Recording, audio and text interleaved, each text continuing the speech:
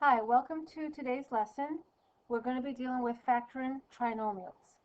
The objective is how do we factor trinomials of the form of, and there's four different forms. So basically x squared, a plus bx plus c or minus c, and ax squared minus bx plus c, and ax squared minus bx minus c. So when it comes to factoring polynomials, what we learned from the previous lesson was factoring by grouping. And if you were to combine the middle terms, it will turn into a trinomial of x squared plus 6x plus 8. So they're asking, what if we factor by grouping, what do we get? So with those four terms, remember when we had the four terms, we created two groups of binomials. Then from there, we had to find the GCF of each of them. So for this one was x, and the other one was 4.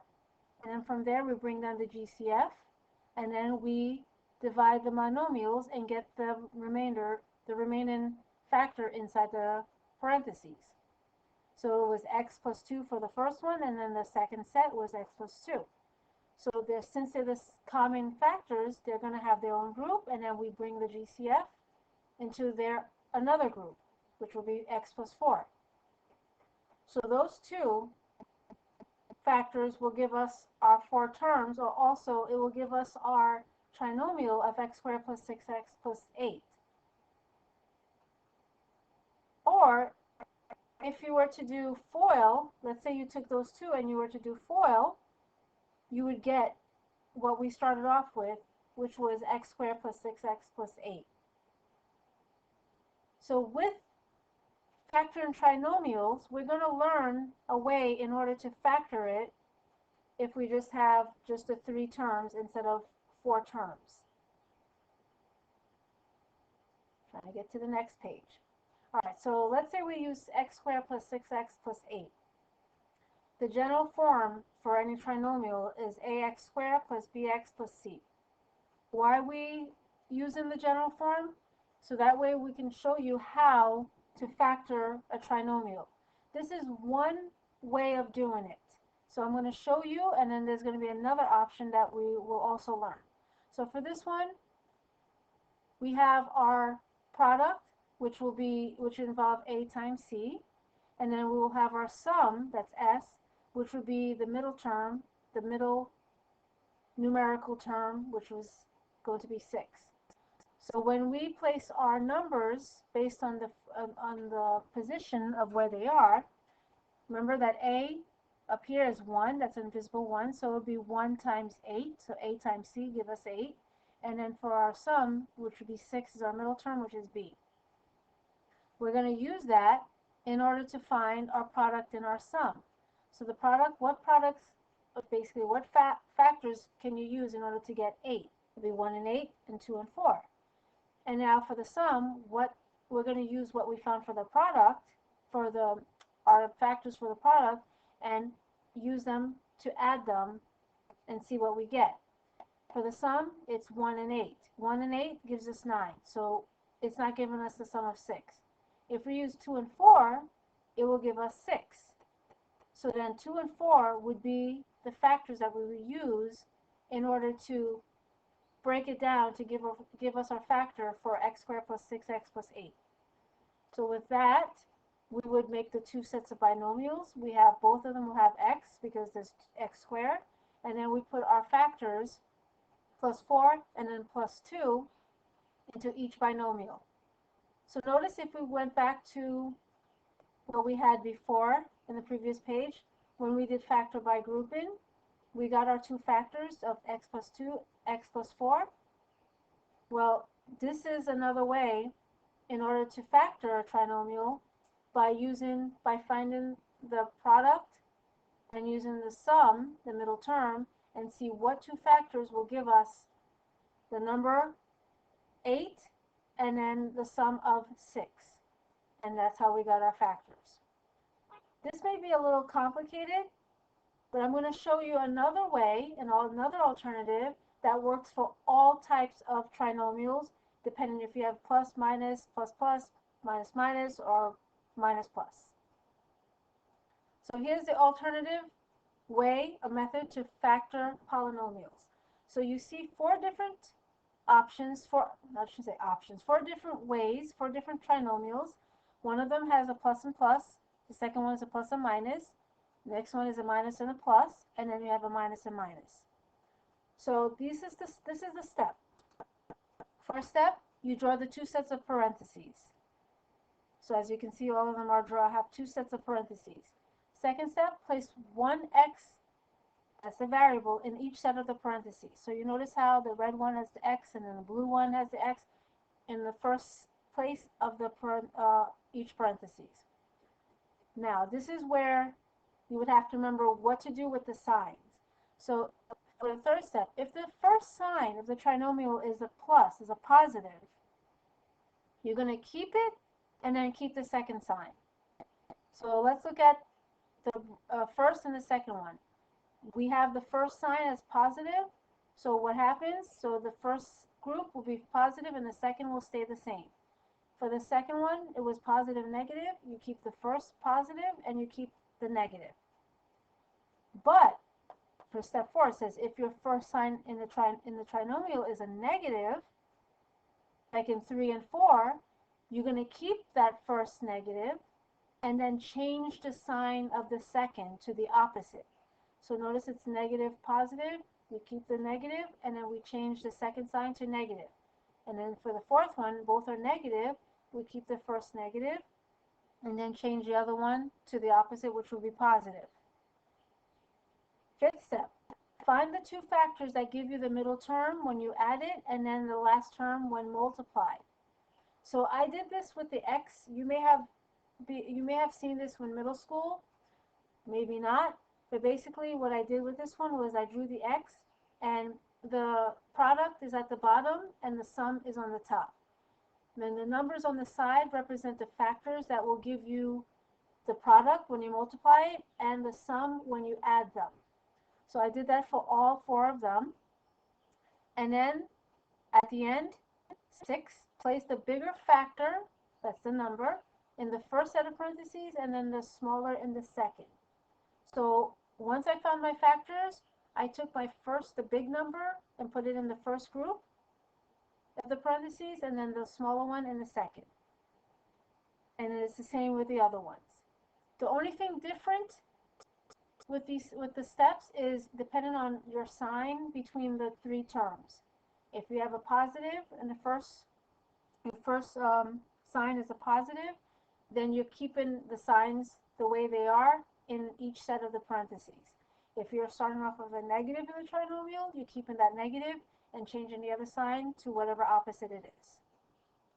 All right, so this may be a mouthful, but this alternative works for any type of trinomial, provided that you just have one in the front. There's no like coefficient in the first term. But this setup where it's x squared plus whatever x minus or plus whatever it is, it will work with that. So I'm going to show you examples using this alternative to factor, this polynomial, and I'll also show you the one that I did before where we do this one. Hopefully it'll be clear for you to understand, and then you could choose whichever is effective for you or easy for you, or just say better off for you. Okay, so the first one, we have an example. We have x squared plus 7x plus 12. I'm going to show you both options. So the first option, what I did was I did my two sets of parentheses. And then I placed x in each of them because it says x squared. I know I'm going to be multiplying two x's to give me x squared. Then I chose my sign. So I know it's positive. I'm starting with positive, so my first sign will stay the same. Second will stay the same. So positive in the first, positive in the second set of parentheses. Third step, I'm going to find the factors of 12. So I found 1, 12, 2, and 6, 3, and 4.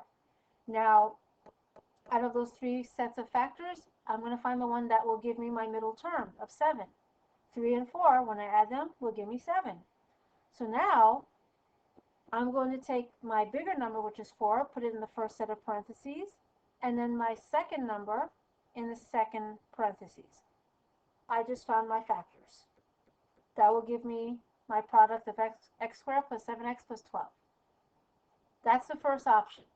Second option, I'm starting off with that trinomial. Now what I'm going to do is, what's my product? Basically, I'm multiplying a and c, so that's 1 times 12 gives me 12, and then my sum is the middle term is 7. All right, so then from there, I have that table, product and sum. I'm going to find all the products of 12. So with 12 is 1 and 12, 2 and 6, 3 and 4. And now I'm going to choose the one that will give me the sum of 7. I add those two factors. 1 and 12 will give me 13, 2 and 4 will give me, 2 and 6 will give me 8. That doesn't work. But 3 and 4, when I add them, will give me 7. So that means I'm going to be using 3 and 4. And then I just put it into my binomials, my factors, and then I got my answer. So those are the two different ways you can factor a trinomial. Again, choose whichever works for you or you like. For me, I like to do the first option, where it never fails when I have to factor, because once I know how it's set up in terms of where the signs are positioned, I know where to place it with my binomials, and then put my bigger number first in the first set, and then in the smaller in the second. All right, so I'm going to show you another example. First option with this one. Okay, I'm going to have my two sets of parentheses with x in both of them. Now I'm going to look at the sign. This one starts off with a negative, a minus sign. So I'm going to keep the first, and then whatever my second sign is, I'm going to do the opposite, so that I have negative and negative in each of them. Now I'm going to find the product, the factors of 2. It's just 1 and 2. So I did that with the x, where I have the product at the bottom and the sum in the top. Find the two factors. So 1 and 2, when I add those two, will give me 3. So now I'm going to put those numbers in my two sets of parentheses. So the bigger number goes first, and then the second number will go in the second parentheses. There are my factors, x minus 2 and x minus 1. The next one, second option, I have my sum, so 1 times 2, so the a times c gives me 2, and then my middle term, which is my sum, was negative 3.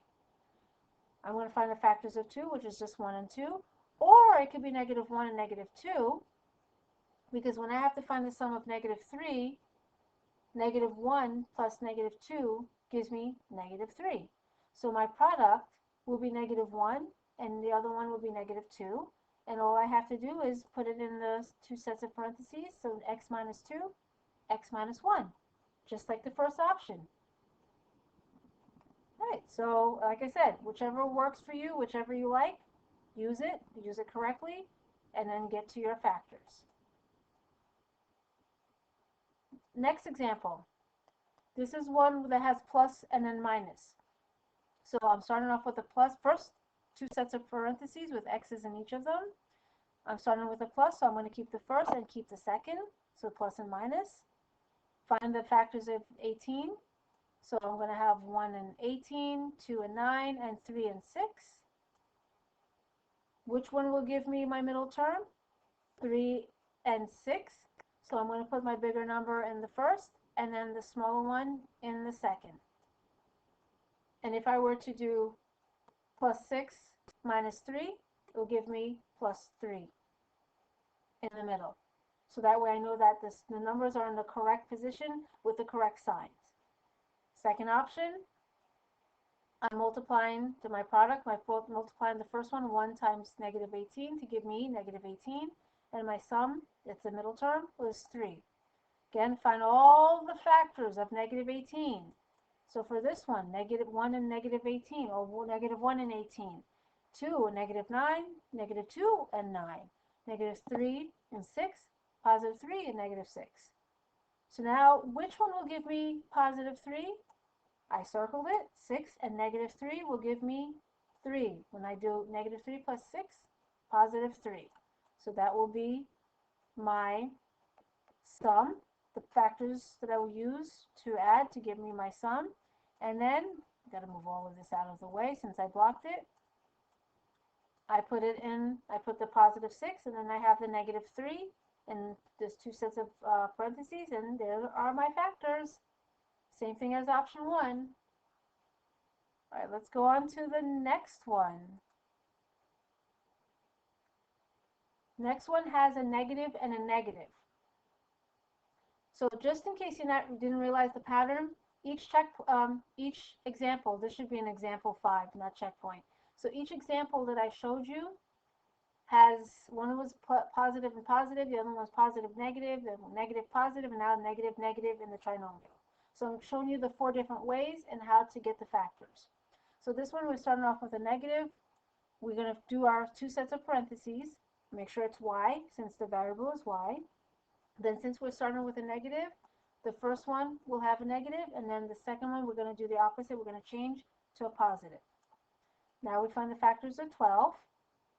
1, 12, 2, 6, 3, 4. And I find the 2 numbers that will give us our sum of negative 4. So when you do 6 minus 2, it will give us 4. But now, since we already have our signs in the parentheses, take the bigger number, will be negative 6. And then the 2 will be with the positive, the second set of parentheses. Move this. And now, second option.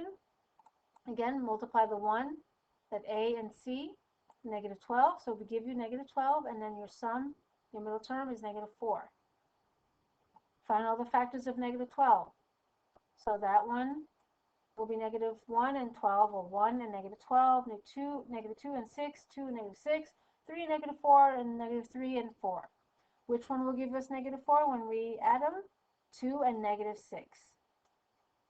And once you find your factors, you put it into the 2 sets of parentheses, so y minus 6 and y plus 2. And there we have it.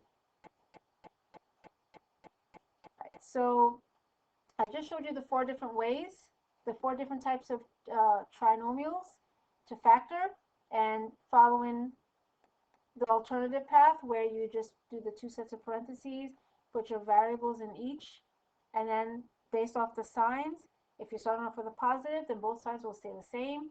If you're starting with a negative, the negative will be kept, and then the second one will be the opposite. And then find your factors, and find the 2 numbers that will give you, when you multiply, will give you a product, and then when you add them, will give you your middle term.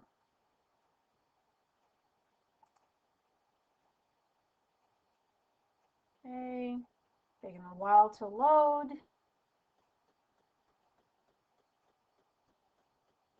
Okay, example 6. This is different from the other 4 examples that you saw. Why is it different? Because look at our last term. There's a y square in it. You're used to seeing x squared plus whatever, something, and then something else, and a number. And also the middle term has 2 variables. We can factor this. No need to worry. But I'm not going to be using that second option. I'm just going to straight up show you how to factor it using the alternative factoring way that I did with the other 4. So again, start off with your 2 sets of parentheses, and this time you have your x's in each of them, but you're also going to have your y in each of them too. The y's will be at the back, the x's are in the front. Now the signs, they're both positive, so we're going to keep the signs in each parentheses. Now we're going to find the factors of 50. Just 50. So with 50, I don't need that y square there, so what I'm going to do, just so that way it doesn't get in the way.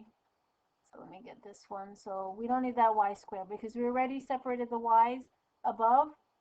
They're in each set of parentheses. All right.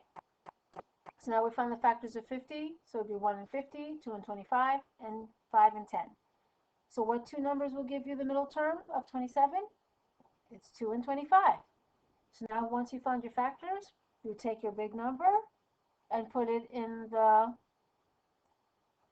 first parentheses, and then the smaller one in the second one.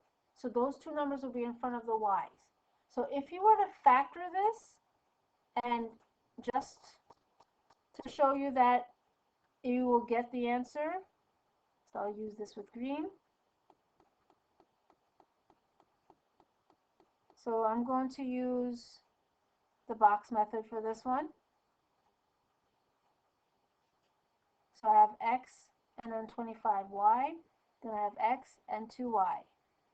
And I'm going to use another color so that way you can distinguish. So this will give you x squared. This will give you 25xy. This will give you 2xy. And then this will give you, when you multiply, give you 50y squared.